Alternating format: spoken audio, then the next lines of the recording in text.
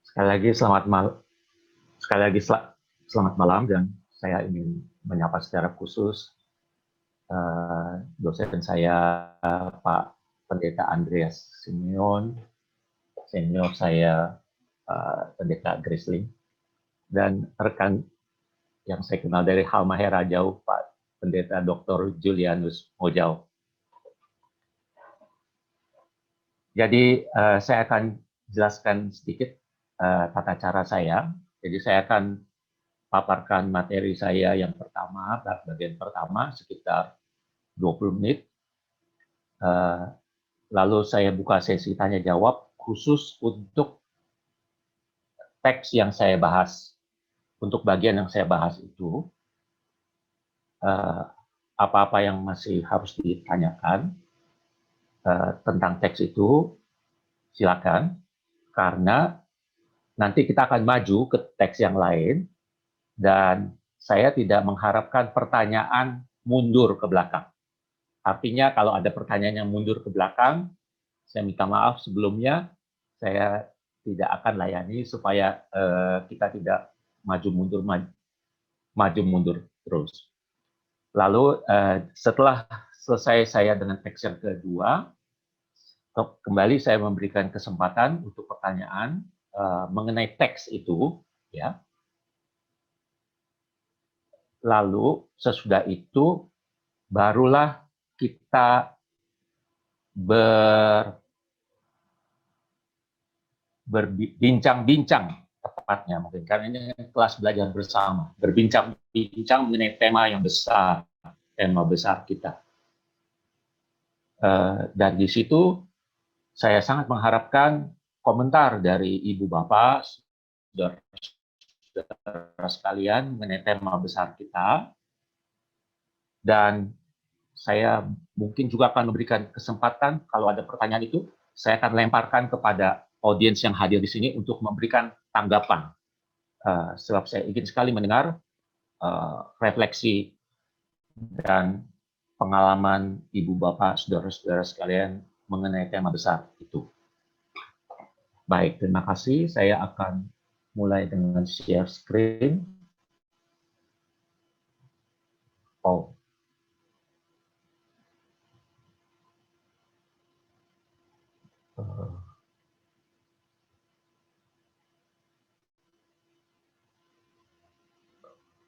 Saya rupanya tadi ganti komputer, jadi komputer yang satu saya sudah siapkan ininya PowerPoint-nya, tapi yang ini saya belum. Saya minta waktu sedikit untuk. Atau mungkin saya bisa bantu Pak untuk share screen? Oh, oke, baik. Terima kasih kalau gitu. Iya. Ya. Bentar ya Pak.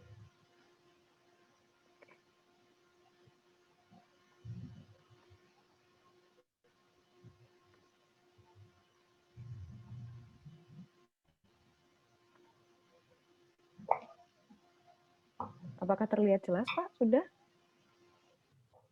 Ya, ya, baik, saya sebentar. Ya, baik.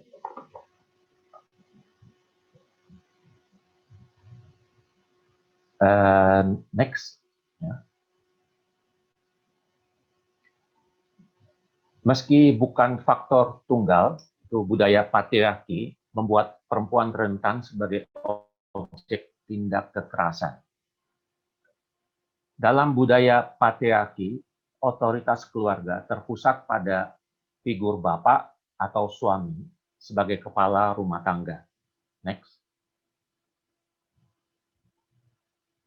Perempuan mendapat perlakuan seperti gender kelas 2. Sebelum menikah, perempuan di bawah kuasa ayah, sesudah menikah di bawah kuasa suaminya. Next. Relasi kekerabatan yang diperhitungkan adalah lewat garis keturunan bapak atau suami sebagai representasi keluarga, dengan anak lelaki sebagai penerus atau penyandang nama marga ayah, dan itu disebut patrilineal. Biasanya hanya nama laki-laki yang tercantum dalam silsilah. Ini latar belakang kita untuk memahami dinamika dalam narasi dua Tamar. Tamar yang pertama, Yehuda punya 3 anak lelaki dari binti Shua, orang Kanaan, yakni Er, Onan, dan Shelah. Er menikah dengan Tamar, tetapi meninggal sebelum punya anak. Yehuda meminta Onan, sang adik, membangkitkan keturunan bagi kakaknya. Itulah satu-satunya perkawinan ipar dalam perjanjian lama. Dalam keluarga besar serumah, apabila saudara yang sudah menikah lalu meninggal tanpa anak, saudara almarhum wajib mengawini iparnya agar tidak kawin dengan orang di luar lingkungan keluarganya untuk membangun keturunan saudaranya. Anak lelaki pertama yang lahir dari perkawinan itu menjadi anak almarhum. Dengan begitu, nama almarhum tak terhapus dari antara orang Israel. Anak kedua dan selanjutnya menjadi anak saudara yang mengawini iparnya. Memang ada masalah kalau ternyata cuma lahir satu anak itu. Next. Kawin ipar adalah kewajiban sebagai bagian dari solidaritas kekeluargaan untuk meneruskan nama atau eksistensi almarhum saudaranya. Kalau saudara almarhum tidak mau menunaikan kawin ipar, sang ipar pergi ke pintu gerbang mengadukan perkaranya kepada tetua kota. Tetua kota akan memanggil saudara almarhum dan berusaha membujuknya. Apabila tetap tidak mau, janda itu di hadapan tetua kota melepaskan sandal iparnya, meludahi mukanya sambil berkata, beginilah harus dilakukan orang yang tidak mau membangun keturunan saudaranya. Selanjutnya, saudara almarhum itu mendapat sanksi sosial dan dikenal sebagai kaum yang sandalnya ditanggalkan. Bet Haluch Hana'ah. Mungkin bahasa kasarnya, kalau sekarang itu egois kamu, kaum yang egois. Next. Hukum kawin ipar merupakan sebuah bentuk endogami, yaitu perkawinan sesama marga atau klan, minimal sesama orang Israel. 2 tujuan sosial endogami. Pertama, memperkecil potensi ketidakharmonisan dengan pasangan maupun keluarga besarnya karena kebiasaan atau agama yang terlalu berbeda. Kedua, menjaga tanah atau warisan keluarga tetap di lingkungan orang sendiri, tidak jatuh ke orang luar. Dalam praktiknya, pelaksanaan endogami tak selalu mudah, terlebih kalau tinggal di lingkungan asing. Sehingga terbukalah ruang pernikahan dengan orang luar. Nah, itu istilahnya eksogami. Seperti sekarang kita ini, model perkawinan kita itu namanya eksogami. Hukum kawin ipar, terutama untuk kepentingan almarhum suami, tetapi juga untuk memastikan masa depan kesejahteraan seorang janda agar keluar dari status janda. Selain termasuk kategori orang miskin, perempuan dengan status janda dalam perjanjian lama itu juga susah dapat jodoh kembali. Berbeda dari tradisi dalam perjanjian lama, beberapa suku dan dalam lingkungan Islam di Indonesia berlaku adat turun ranjang, yaitu suami yang istrinya meninggal bisa mengawini adik iparnya, dan keluarga sang istri memiliki kewajiban moral untuk merelakan putrinya sebagai pengganti putri yang telah meninggal. Nah, kita kembali kepada Tamar. Onan diminta untuk melakukan kewajiban kawin ipar. Ternyata Onan diam-diam tidak mau membuahi Tamar, namun mau bersetubuh dengannya. Hal itu dipandang jahat di mata Tuhan, ia pun dihukum dengan kematian.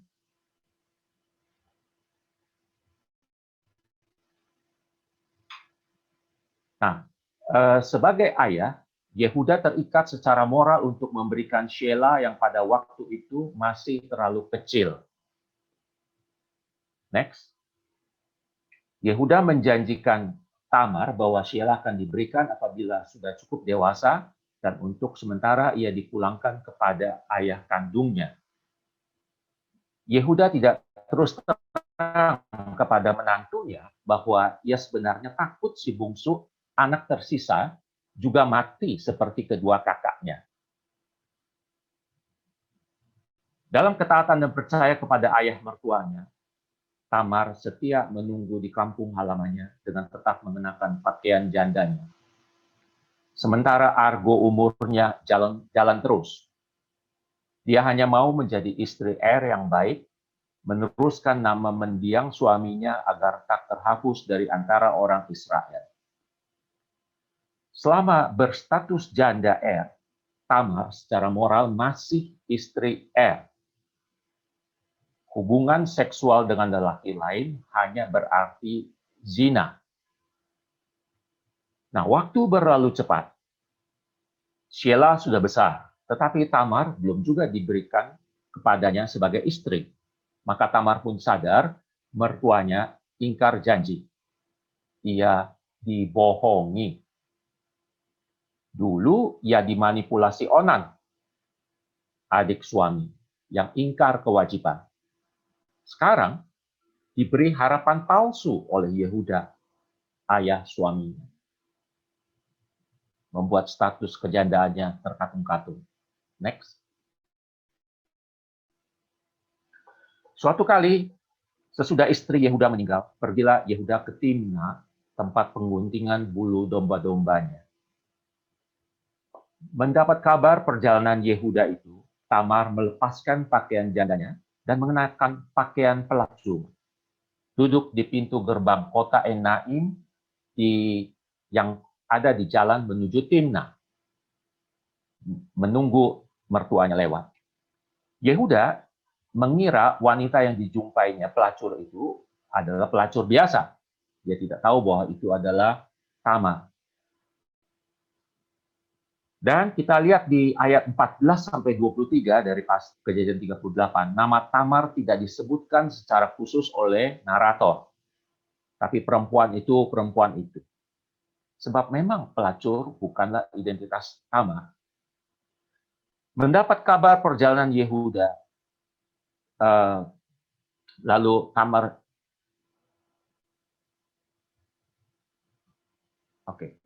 penampilan Tamar seperti pelacur berkelas, sehingga tarifnya seekor anak kambing, kira-kira 2-3 juta rupiah sekarang, seekor kambing jantan di Indonesia.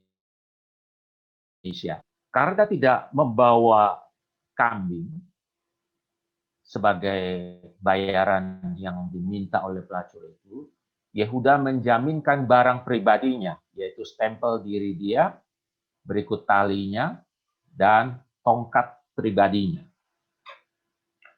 Setelah menyelesaikan urusannya di Timna, Yehuda menepati janji dengan menyuruh orang membawa seekor anak kambing ke tempat ia bertemu pelacur itu. Namun, tidak seorang pun di situ yang tahu identitas pelacur itu. Lagi pula, kata orang-orang di sana, tidak ada orang di kampung sana yang menjadi pelacur. Yehuda pun menganggap soal itu sudah selesai. Setelah menyelesaikan urusannya di Timna, Yehuda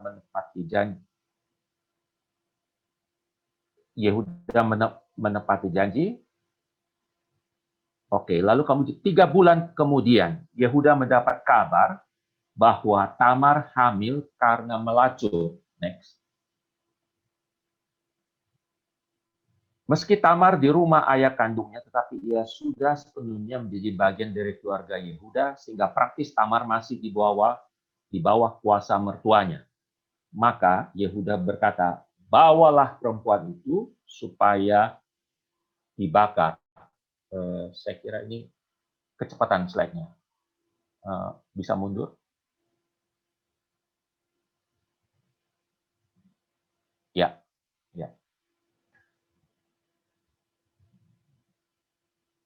Sementara Tamar dibawa kepada mertuanya,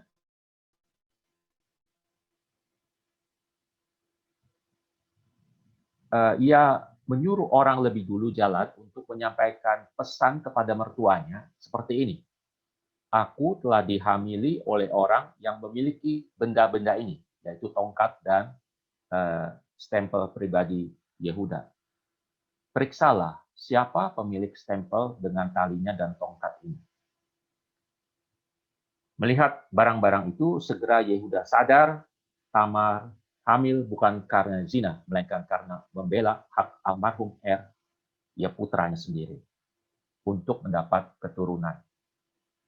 Yehuda pun merehabilitasi Tamar dengan berkata, bukan aku, tetapi perempuan itulah yang benar, karena aku tidak memberikan dia kepada Shelah. Sejak itu, dia tidak bersetubuh lagi dengan Tamar dan mempertahankan statusnya sebagai mertua Tamar. Demikian dalam tradisi Israel. Next.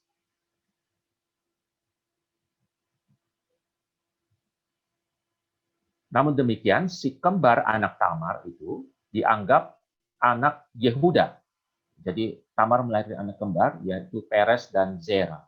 Kita lihat di dalam tradisi Israel, Peres dan Zera dianggap sebagai anak-anak Yehuda, sehingga anak Yehuda yang tadinya 3 itu, Onan, dan Shelah, menjadi 5 orang. Ya, jadi bertambah. Tradisi Israel tidak memperhitungkan keturunan Zera dan Peres sebagai bagian dari Bani melainkan Bani Yehuda dengan 3 kaum, yaitu kaum orang Shelah, kaum orang Peres, kaum orang Zera. Di bilangan 26. Mungkin kalau si kembar itu dianggap sebagai anak itu di luar skema kawin ipar dan relasi Tamar Yehuda menjadi incest.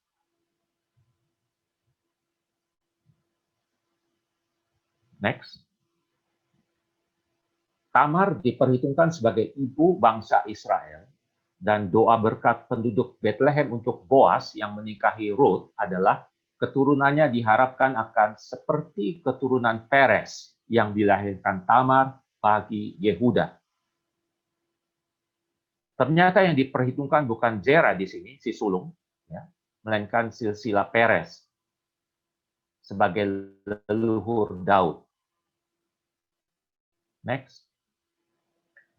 Dalam silsilah Yesus Kristus versi Injil Matius, Tamar bersama Ruth, orang Moab, dan istri Uria, orang Het, itu sebagai ibu leluhur Yesus. Jadi Injil Matius memperlihatkan kepada komunitas Kristen yang sebagian besarnya rupanya orang-orang keturunan Yahudi, bahwa leluhur Yesus itu merupakan kawin campur. Next. Tamar nyaris menjadi korban kekerasan karena sesat peradilan keluarga gara-gara mertua ingkar janji. Namun tradisi Israel tak mau terbelenggu kerumitan relasi rumit anak yang lahir dari Tamar itu dengan Yehuda. Jadi rumitnya itu di sini Yehuda ini kakek atau ayah, ya. Tapi tadi tradisi Israel jelas mengakui bahwa Yehuda menjadi anak dari Peres dan Zera. Menjadi ayah dari Peres dan Zera. Tamar yang bukan siapa-siapa dikenang dalam sejarah Israel. Begitulah. Saya mau akhiri bagian pertama ini dan membuka tanya jawab kalau ada mengenai teks ini. Silakan.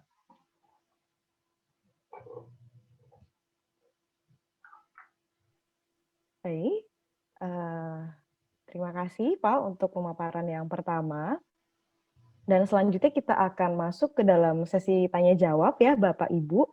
Untuk sesi Q&A yang pertama ini, saya ingatkan kembali kepada Bapak Ibu untuk dapat bisa memberikan pertanyaan secara live ataupun melalui chat room Zoom kita. Namun secara singkat, jelas, dan padat. Ya. Baik, saya dari tadi telah mendapatkan pertanyaan dari Bapak Ibu semua dan saya mau lihat di WA, maaf. Oke. Ada dari seseorang menggunakan bahasa Cina mengatakan, saya tertarik pada sebutan hukum kawin ipar. Ada nggak ya dalam penelusuran sejarah di masa perjanjian lama tersebut memperlihatkan apakah secara medis ada cacat pada keturunan yang dilahirkan karena menikah masih hubungan sedarah atau lusia? Silahkan, Pak. Eh, Jelas dalam perjanjian lama itu belum ada ilmu genetika ya. Jadi yang dipikirkan waktu itu soal bagaimana solidaritas anggota keluarga atas anggota keluarga yang malang begitu. Jadi tidak ada catatan soal itu. Ya. Barangkali juga gennya masih bagus-bagus semua. Kalau sekarang sudah banyak polisi dan macam-macam. Terima kasih. Oke. Baik, dan saya akan ke penanya berikutnya yang akan bertanya secara live. Saya melihat di sini ada Bapak Wijanadi ya, Wijanadi Habakuk akan bertanya. Silakan Pak, saya persilahkan. Ya, terima kasih. Saya mempertanyakan ini. Untuk perkawinan ipar kan merujuk pada kitab Musa ya, Ulangan 25. Tadi dijelaskan. Bagaimana hubungannya dengan Imamat 18 ayat 16? Imamat 18 ayat 16. Di situ ditulis, janganlah kau singkapkan aura istri saudara laki-laki, karena itu hak saudaramu laki-laki. Mohon untuk pencerahan. Terima kasih. Ya. Di kitab Imamat 18 itu mencatat perkawinan-perkawinan ilegal yang tidak dalam konteks kawin ipar. Kalau kawin ipar itu ada kasusnya, yaitu kalau si kakak itu meninggal masih belum mempunyai anak. Kalau di imamat itu adalah soal persetubuhan yang ilegal di sana ya. Oke, baik. Oke. Kita akan ke penanya berikutnya dari Bapak Erik Papan. Silahkan Pak Frediston.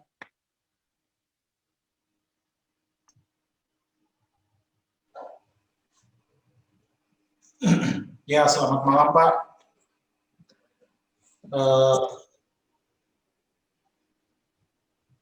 Saya Frediston dari Balikpapan. Saya mau tanya pendapat Bapak mengenai teologi feminis berkaitan dengan kisah Tamar korelasi, sehingga teologi feminis itu mungkin salah satunya karena melihat yang lama. Tanggapan Pak, apa kira-kira? Terima kasih Pak. Saya kurang begitu jelas.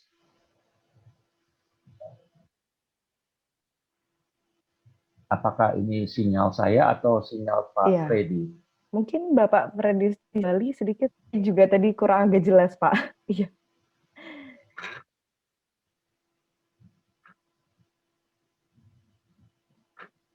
Ya, baik. Pak Frediston mungkin bisa diulangi kembali pertanyaannya, Bapak. Ya. Mohon maaf. Sudah jelas suara saya ya? Ya, sekarang.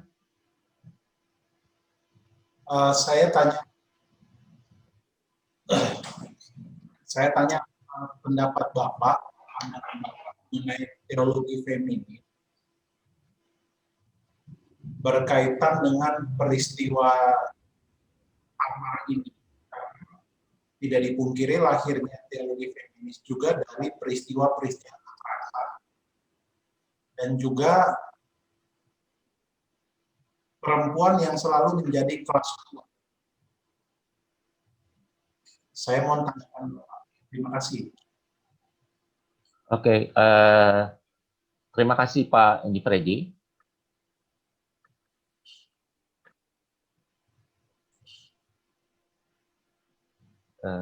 Suara saya jelas ya? Iya. Apakah Pak Yongki udah bisa? Oh ya, jelas-jelas Pak. Bagaimana? Oke. Sudah bisa menangkap apa yang Ya, saya mau menempatkan pertanyaan Pak Freddy ini di akhir dari ini ceramah saya nanti. Saya lebih fokus kepada ini teksnya saja dulu. Ya Pak, untuk pertanyaan Bapak yang bagus tadi, saya akan simpan di akhir.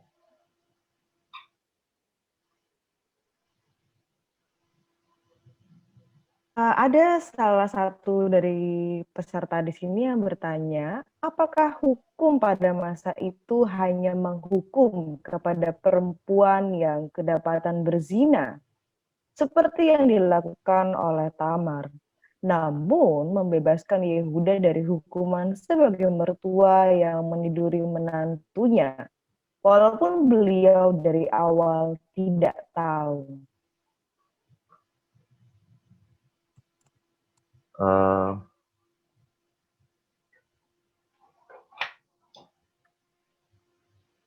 Jadi cerita ini kan cuma kita yang tahu.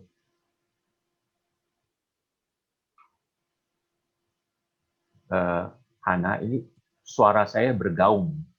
Apakah karena saya punya problem dengan jaringan saya?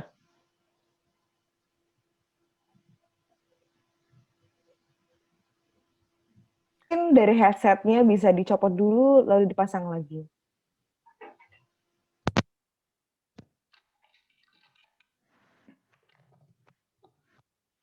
Oke. Ya. Oke, sudah ya, Hana? Oke. Iya, sudah Pak, sudah. Silakan Pak ditanggapi pertanyaan dari salah satu peserta tadi. Ya, jadi tentu yang tahu masalah ini kan pembaca teks.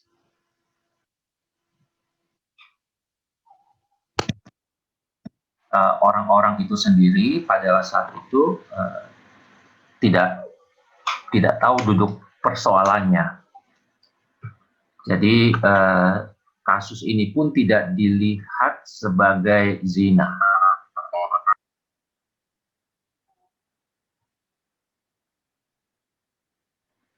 Hana, ini saya punya suara bergema nih. Iya Pak, sepertinya saya melihat di layar bahwa sinyal Bapak agak lemah ya Pak ya. Atau mungkin Bapak tidak usah mengaktifkan video, tapi suara saja, supaya mungkin bisa lebih baik ya Pak ya? Mungkin. Kita coba Pak. Saya ganti ke kuota, biasanya lebih bagus. Bentar. Oke, baik. Jadi Bapak Ibu sambil kita menunggu Bapak Yongki berganti beralih ke kuota, Bapak Ibu mungkin bisa memberikan pertanyaan kepada admin Circles Indonesia, admin Q&A yang tersedia yang ada. Dan juga jika Bapak Ibu ada yang ingin bertanya secara langsung, kami membuka ruang pertanyaan secara live.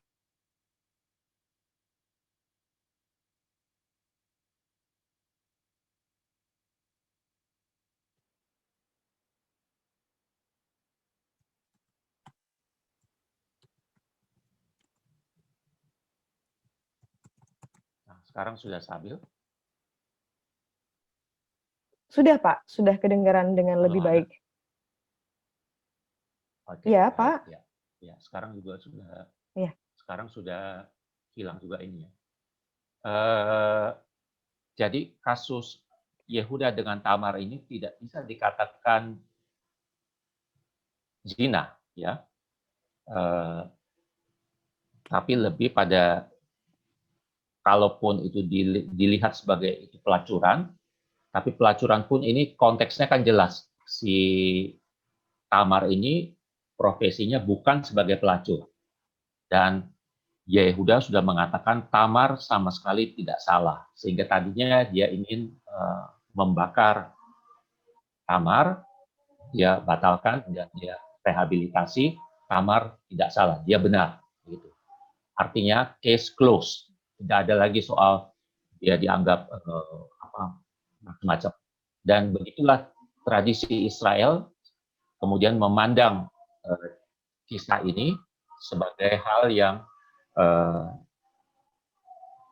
tidak ada kerumitannya begitu. Jadi pokoknya sudah Tamar pun diakui sebagai leluhur ibu bangsa. Nah, saya akan ke teks kedua ya. Boleh kita ini? Baik, sebentar saya akan berusaha menampilkan share screen-nya, Pak.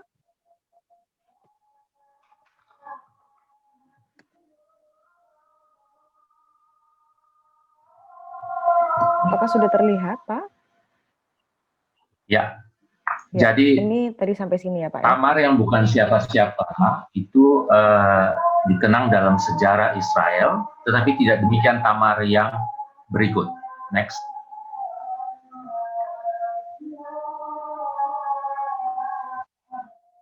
Next bisa? No. Ya. Amnon dan Tamar sekarang. Keduanya anak Daud dari lain ibu. Tamar lahir dari Maaka, putri Raja Gesur. Jadi Tamar bukan cuma putri raja, tapi juga cucu raja. Kental benar darah birunya. Sementara Amnon, anak sulung Daud, putra mahkota, lahir dari Ahinoam. Next. Kita lihat silsilah keluarga inti Daud ya. Jadi di sini dari istri tua, yang paling tua di sini ya, Amnon ini yang kelihatannya akan dijadikan putra mahkota. Lalu dari istri Maaka itu dua anak, Absalom dan Tamar. Jadi Amnon dan Tamar ini kakak tapi lain ibu. Absalom lah yang benar-benar kakak kandung Tamar. Next. Narator memulai narasinya demikian. Absalom mempunyai seorang adik perempuan yang cantik, namanya Tamar. Kecantikan Tamar membuat cerita mengalir. Bagi Absalom, kakak kandungnya, Tamar itu objek rasa sayang sekaligus harus dilindunginya. Itu nanti terbukti dari tindakan Absalom. Tetapi bagi Amnon, Tamar, terutama adik Absalom. Empat dikatakan, aku cinta kepada Tamar, adik perempuan Absalom, baru saudaraku. Berbeda dari Absalom, cinta Amnon membuat dirinya terus-menerus memikirkan hal itu. Next.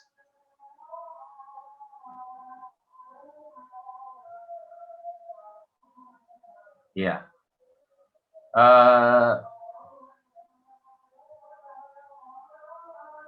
Itu membuat Amnon sangat tergoda, ya, bahkan frustrated.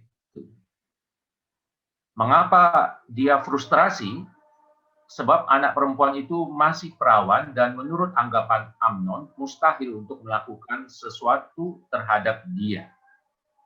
Jadi kehidupan sehari-hari Tamar seperti dipingit sampai nanti bertemu calon suami. Next.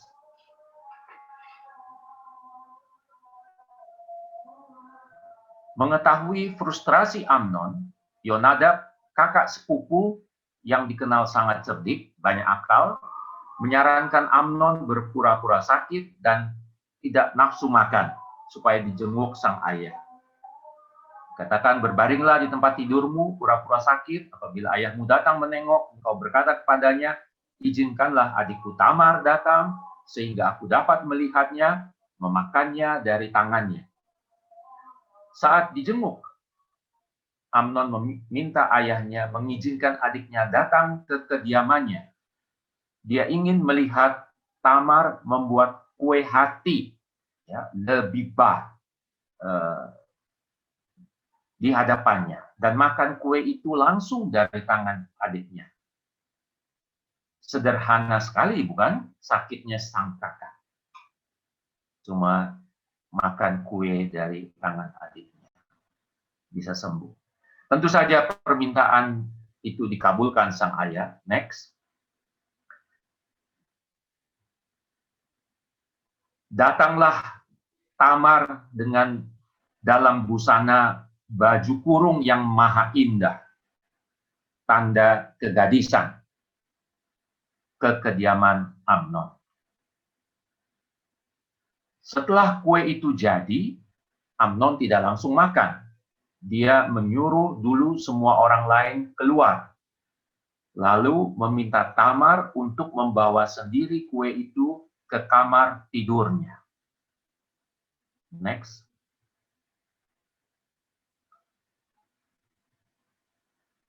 Tiba-tiba ia memegang tangan Tamar dan mengajaknya tidur, yang tentu saja ditolak. Tidak, kakakku, jangan perkosa aku. Sebab orang tidak berlaku seperti itu di Israel. Janganlah berbuat noda seperti itu.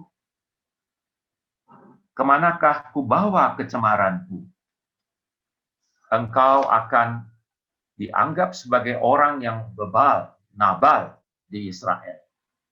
Berbicaralah dengan raja. Dia tidak akan menolak memberikan aku kepadamu.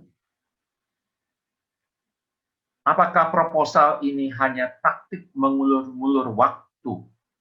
Artinya itu sesuatu yang mustahil.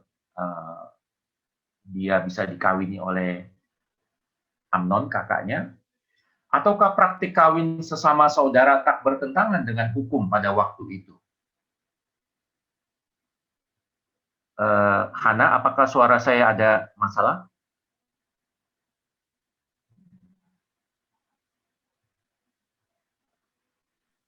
Kalau di saya sih tidak ada masalah, Pak. Tapi sepertinya dari tadi banyak dari Bapak Ibu yang merasa gangguan ya. Dari tadi ada gangguan internet. Iya. Ini nggak cuma satu orang, Pak. Tapi Pak, betul. Ya, tapi di sini baik ya. Ya, oke. Tapi dari saudara-saudara lain bilang ini suara ini jelas ya.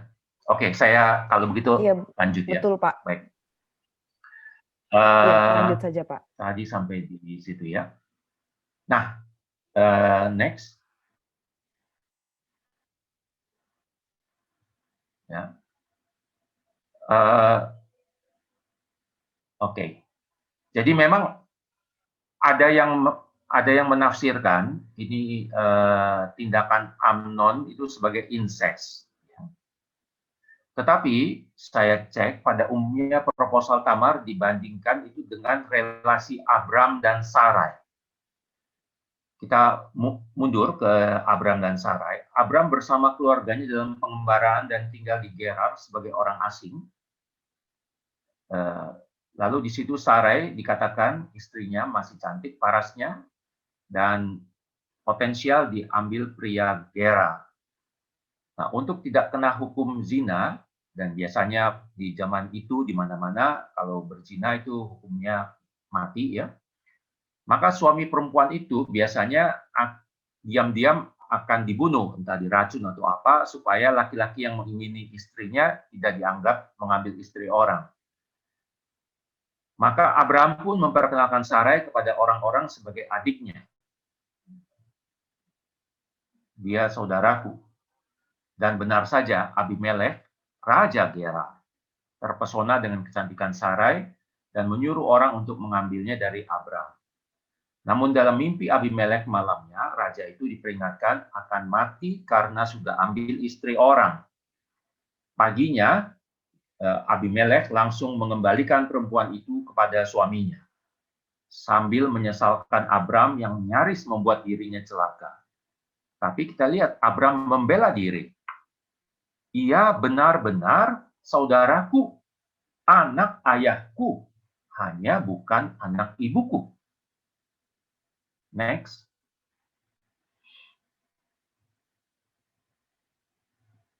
Itulah contoh lain praktik endogami sebelum hukum inses Musa berlaku sesudah pembuangan. Jadi di sini saya kutip beberapa penafsir kitab Kejadian ya, Westermann, Wenham dari WBC, Nahum Sarna, ini penafsir Yahudi. Ya. Jadi diakui bahwa ini satu praktik dari periode yang amat kuno dari bangsa Israel. Ya. Jadi tidak bisa dipertentangkan dengan kitab Imamat yang tadi sempat dikutip oleh seorang bapak.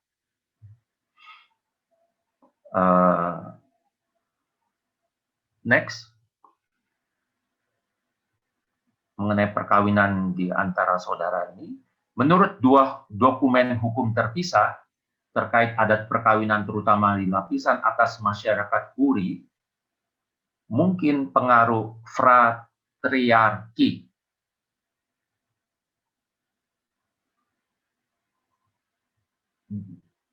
demi menjamin kemurnian keturunan dari garis ayah.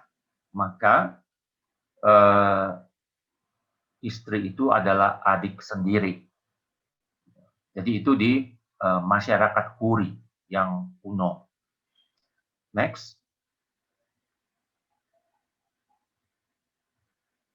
Bahkan ada sanksi lebih berat untuk tindakan merusak hubungan kakak adik daripada perceraian. Jadi ikatan perkawinan paling kuat adalah istri yang sekaligus adik. Di situ suami memiliki otoritas lebih besar daripada kalau hanya sebagai suami. Istri menerima perlindungan lebih besar dan berstatus lebih tinggi daripada kalau hanya sebagai istri. Nah, dalam hal ini bisa juga tadinya relasinya bukan kakak adik begitu ya, artinya dua orang yang berbeda sama sekali, tapi sesudah kawin istri diangkat menjadi adik, ya adik angkat suami demi menguatkan hubungan suami istri itu. Next.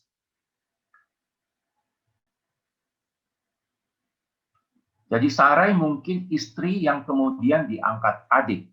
Itu kemungkinan pertama. Atau benar dia adik Abraham lain ibu.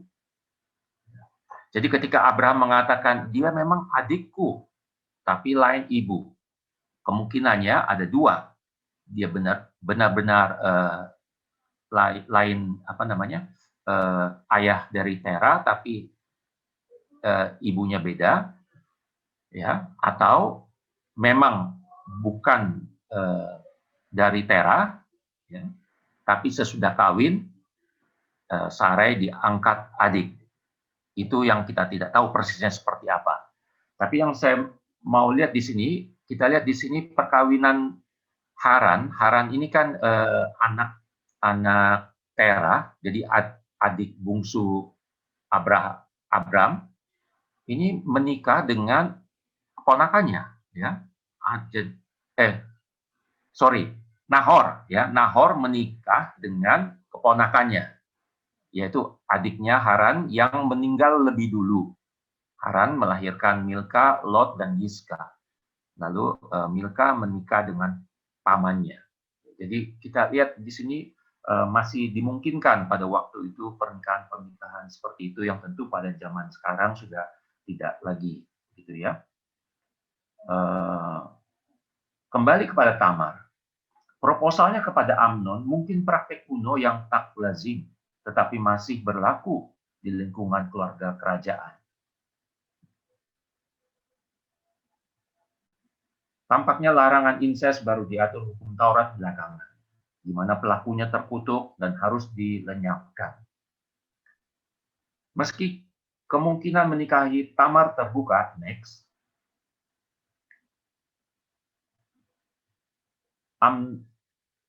Ya. Amnon sudah dibawa kuasa nafsu berahi. Amnon tidak mau mendengarkan perkataan Tamar, sebab dia lebih kuat daripadanya, diperkosanyalah dia. Next, seorang gadis menjadi korban kekerasan seksual kakak sendiri. Tindakan Amnon termasuk perbuatan sumbang. Ya, di Mamat 20 ayat 17, sumbang, chesed, melanggar adat. Kata Ibrani chesed untuk sesuatu yang hina itu sangat jarang dipakai. Dipakai lagi di Amsal 14 ayat 34. Dan di situ Amnon dengan perbuatannya itu dia tergolong Nabal, tuna rasa bersaudara. Lack of fraternal feelings. Pelaku seperti ini, pelaku Nebala dalam kasus Sihem memerkosa Dina, putri Yakub, ya, itu terjadi, atau dalam kekerasan seksual orang Benyamin di Hakim-Hakim 19. Nah, di sini narator Alkitab menghendaki narasi Tamar Amnon dibaca dalam konteks relasi adik kakak. Dalam relasi dengan Tamar, Amnon adalah kakak. Dalam relasi dengan Amnon, Tamar adalah adik perempuan, akhot. Next.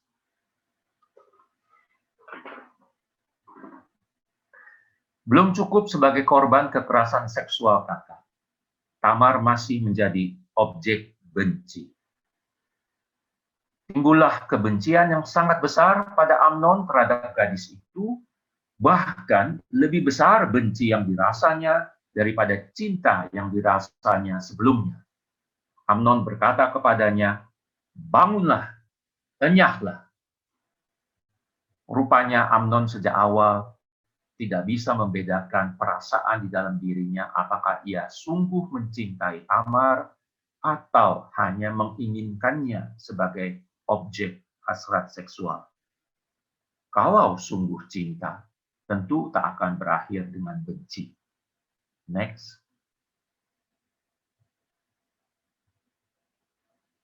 Dalam keadaan terhina, Tamar masih sempat menasihati lagi kakaknya. "Tidak, kakakku, sebab menyuruh aku pergi adalah lebih jahat daripada apa yang telah kau lakukan kepadaku tadi." Kembali, Amnon tidak menghiraukan. Next.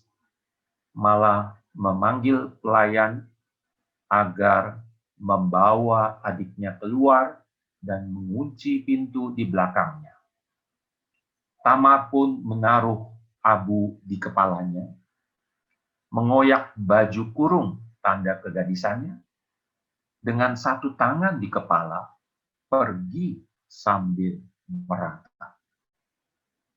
Ia menjadi korban kekerasan seksual dari orang yang seharusnya melindungi, dari kakaknya. Next. Bagaimana reaksi sang ayah? Ketika segala perkara itu didengar Raja Daud, sangat marahlah ia. Teks Ibrani berhenti di situ. Tetapi teks Yunani Septuaginta, juga teks Qumran, menambah suatu penjelasan menarik. Dan saya bubuhkan di sini beberapa versi, ya.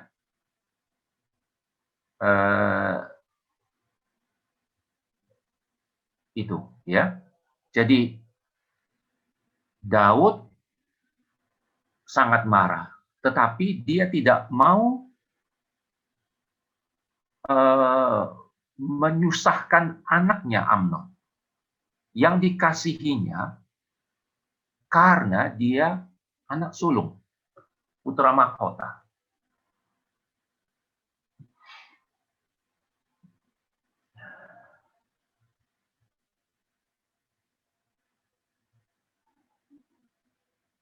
Next.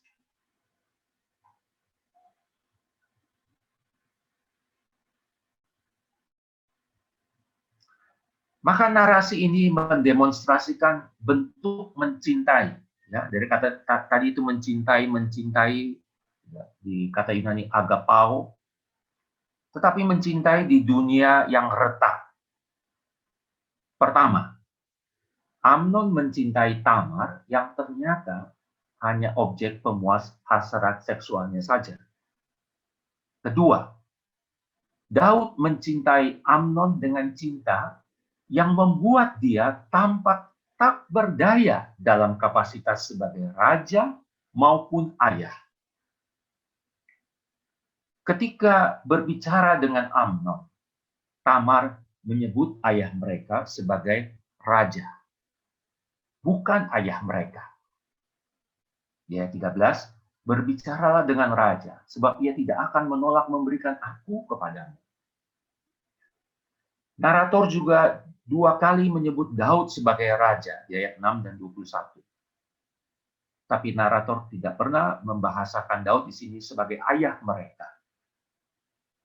Dengan kata lain, besar harapan dari Daud sebagai raja untuk bertindak adil.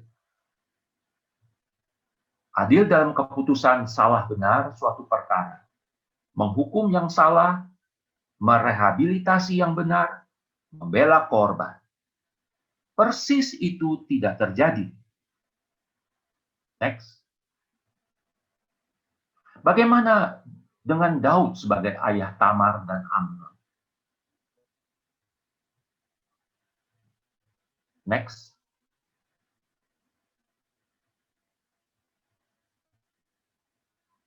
Hanya sekali Daud disebut sebagai ayah. Itu pun keluar dari mulut Yonadab. Ayat 5. Narator tidak menggambarkan Daud sebagai ayah. Sebab Daud tampak tak berdaya untuk menegur anaknya yang berbuat salah. Tak berdaya untuk menghibur Tamar. Daud memang sangat marah. Cukupkah marah saja? Tampak Daud menjadi tidak adil sebagai raja dan tanpa empati seorang ayah putrinya. Semua itu mungkin karena Amnon putra mahkota, pewaris tahta, kebanggaan raja, atau juga barangkali pengaruh istri tua. Penafsir Perjanjian Lama sekaligus feminis Phyllis Kribel menyimpulkan the father identifies with the son. Male has joined male to deny justice for the female.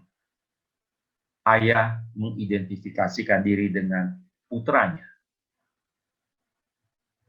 Lelaki bergabung dengan lelaki, tetapi mengabaikan keadilan bagi perempuan. Next.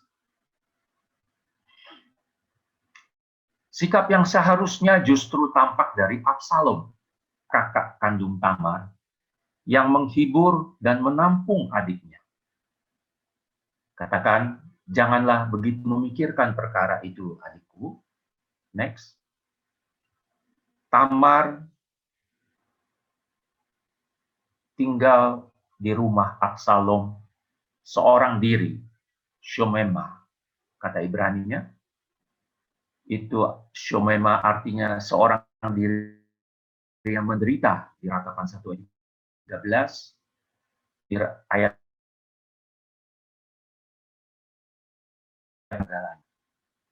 next. Itu adalah gambaran untuk istri yang ditinggalkan suaminya. Sangat sengsara sendirinya Tamar. Emosi Absalom tidak terlihat. Dia tidak berkata-kata dengan Amnon tentang yang jahat maupun baik, tetapi membenci Amnon sebab dia telah memerkosa Tamar, adiknya. Kebencian itu, kemarahan diam-diam, akhirnya berujung main hakim sendiri. Amnon dijebak dan mati di tangannya. Next. Tetapi untuk kematian Amnon, perhatikan reaksi Daud. Dikoyakkannya pakaiannya dan berbaring di lantai. Dia seorang raja, menangis dengan amat keras, berduka cita berhari-hari. Begitu lama kesedihan hati Daud karena kematian Amnon. Setelah 3 tahun matinya Amnon, barulah raja tidak lagi marah terhadap Absalom, sebab kesedihan hatinya karena kematian Amnon telah surut. Lalu, di mana dan berapa lama duka cita Daud karena kekerasan yang dialami Tamar?